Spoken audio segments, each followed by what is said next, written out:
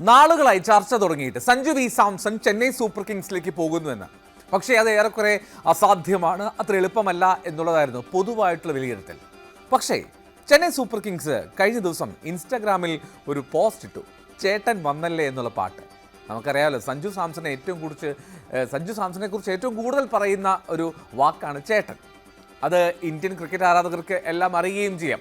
അപ്പോൾ സഞ്ജു സാംസൺ ചെന്നൈയിലേക്ക് വരുന്നു എന്നുള്ള സൂചനയാണോ ഇത് എന്ന് എല്ലാവരും അപ്പോൾ തന്നെ ആലോചിച്ചതാണ്. എന്നാൽ അക്കാര്യം ഏറെക്കുറെ ശരിയാണെന്ന് വരുന്നു. സഞ്ജു വി സാംസണിനെ കൈമാറ്റം സംബന്ധിച്ച് വലിയ ചർച്ചകൾ പുരോഗമിക്കുന്നു എന്നുള്ളതാണ്. രാജസ്ഥാൻ റോയൽസും ചെന്നൈ സൂപ്പർ കിങ്സും തമ്മിലുള്ള ചർച്ചകൾ ഏതാണ്ട് ധാരണയിലേക്ക് എത്തി എന്നുള്ള വിവരങ്ങൾ വരുന്നു. പക്ഷേ അതിൽ ഒരു കൺഫർമേഷൻ ആയിട്ടില്ല. എങ്ങനെയാണ് ഈ കാര്യത്തിലേക്ക് എത്തുക?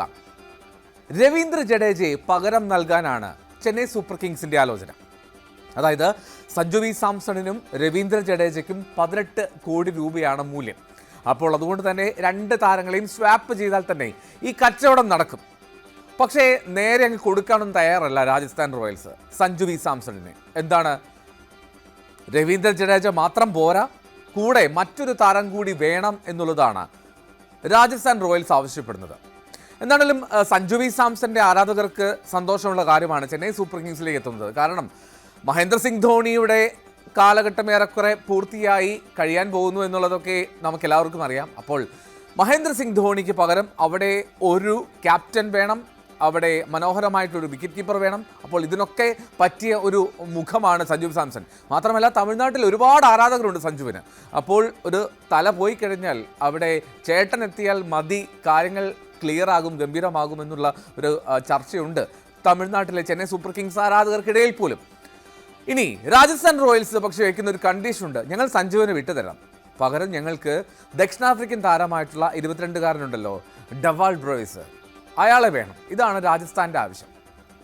ഒരു മിഡിൽ ഓർഡർ ഹിറ്ററാണ്, നല്ല ഫിനിഷറാണ്, ഉജ്ജ്വലമായി ബാറ്റ് ചെയ്യും. അപ്പോൾ അദ്ദേഹത്തെ കിട്ടിക്കഴിഞ്ഞാൽ ലോട്ടറി ആണല്ലോ. രവീന്ദ്ര ജഡേജയും പോരും, ഒപ്പം ഡവാൾ ബ്രൂയിസും പോന്നു കഴിഞ്ഞാൽ രാജസ്ഥാന് അതൊരു നല്ല ഡീലായി മാറും.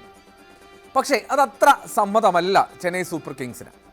ഈ ഡവാൾ ബ്രൂയിസിനെ പറ്റി പറയുമ്പോൾ സൗത്ത് ആഫ്രിക്ക 20 ചാമ്പ്യൻഷിപ്പിൻ്റെ ലേലത്തിൽ റെക്കോർഡ് തുകയ്ക്കാണ് പ്രിട്ടോറിയ ക്യാപിറ്റൽസ് അയാളെ സ്വന്തമാക്കുന്നത്.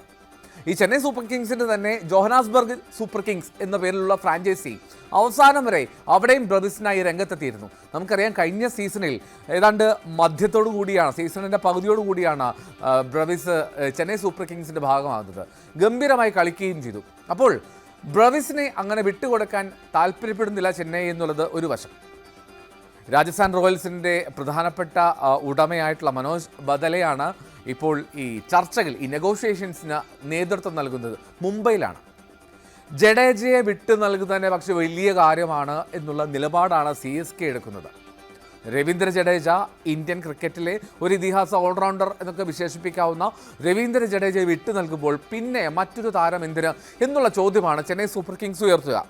മാത്രമല്ല 18 കോടിയുടെ ഒരു ധാരണയുണ്ടല്ലോ, രണ്ടുപേർക്കും 18 കോടി രൂപയാണ് മൂല്യം, സഞ്ജുവിനും രവീന്ദ്ര ജഡേജയ്ക്കും. അപ്പോൾ നഷ്ടവുമില്ല ലാഭവുമില്ല, അത് ക്ലിയറായി അങ്ങ് പൊക്കോളും.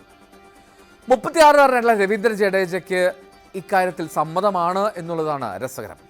രവീന്ദ്ര ജഡേജ നാളുകളായി ചെന്നൈ സൂപ്പർ കിങ്സിൻ്റെ ഭാഗമാണ്.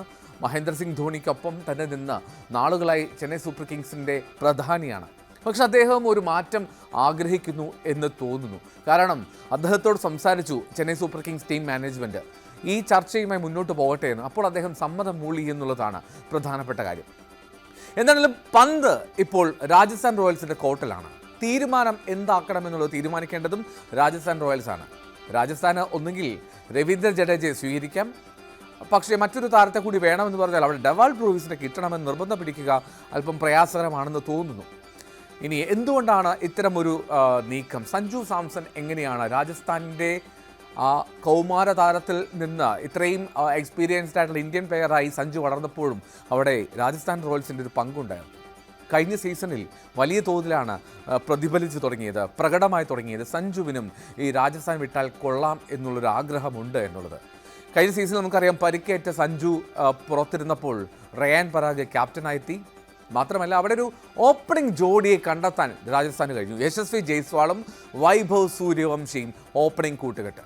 യശസ്വിയും വൈഭവ് സൂര്യവംശിയും ചേർന്ന് നടത്തിയ മിന്നുന്ന തുടക്കങ്ങൾ അത് പലപ്പോഴും രാജസ്ഥാൻ്റെ ആരാധകരെ പോലും അമ്പരപ്പിച്ചിട്ടുണ്ട്. സഞ്ജു സാംസൺ ബൗണ്ടറിക്ക് ഇപ്പുറയിരുന്ന് കൈയടിച്ചില്ല എന്നുള്ള സോഷ്യൽ മീഡിയയിലെ വിമർശനങ്ങളും എന്താണ് പറയുക, ഈ പെരുന്തച്ചൻ ഈഗോ എന്ന് പറയുന്ന മണ്ടൻ വിമർശനങ്ങളൊക്കെ ഒരുപാട് ഉണ്ടായതാണ് ഇതിന് പിന്നാലെ. പക്ഷേ അതൊക്കെ അവിടെ നിൽക്കട്ടെ. എന്നാണെങ്കിലും വൈഭവും ഒപ്പം യശസ്വി ജയ്സ്വാളും രണ്ടുപേരും രാജസ്ഥാൻ്റെ ഓപ്പണറായി തന്നെ തുടരും എന്നുള്ളത് ഏറെക്കുറെ ഉറപ്പാണ്. അപ്പോൾ ആ ഒരു സാഹചര്യത്തിൽ സഞ്ജുവിന് മറ്റൊരു ടീം നോക്കുന്നത് തന്നെയാണ് നല്ലത്. ഈ സ്വരം നന്നായിരിക്കുമ്പോൾ പാട്ട് നിർത്തുക നല്ലത് എന്ന് പറയുന്ന പോലെ തന്നെ. അപ്പോൾ അങ്ങനെയായിരിക്കണം സഞ്ജു ഈ മാറ്റം ആഗ്രഹിക്കുന്നത്.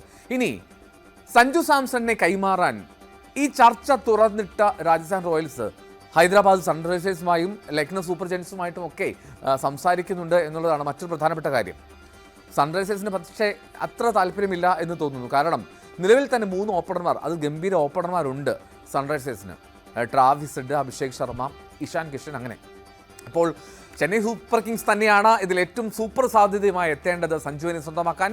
സഞ്ജു സാംസണിന് ഏറ്റവും അവസരവും നല്ലത് അതാണ്. കാരണം കേരളവുമായി ചേർന്ന് കിടക്കുന്നു. കേരളത്തിൻ്റെ ആരാധകർ ഒരുപാട് ചെന്നൈ സൂപ്പർ കിങ്സിൻ്റെ ആരാധക വൃന്ദത്തിലുണ്ട് താനും. അപ്പോൾ സഞ്ജു എത്തുന്നത് വലിയൊരു ഫാൻ ബേസ് സൃഷ്ടിക്കാൻ സൂപ്പർ കിങ്സ് ടീമിനും കഴിയും. ആ ഫാൻ ബേസ് വിപുലമാണ്.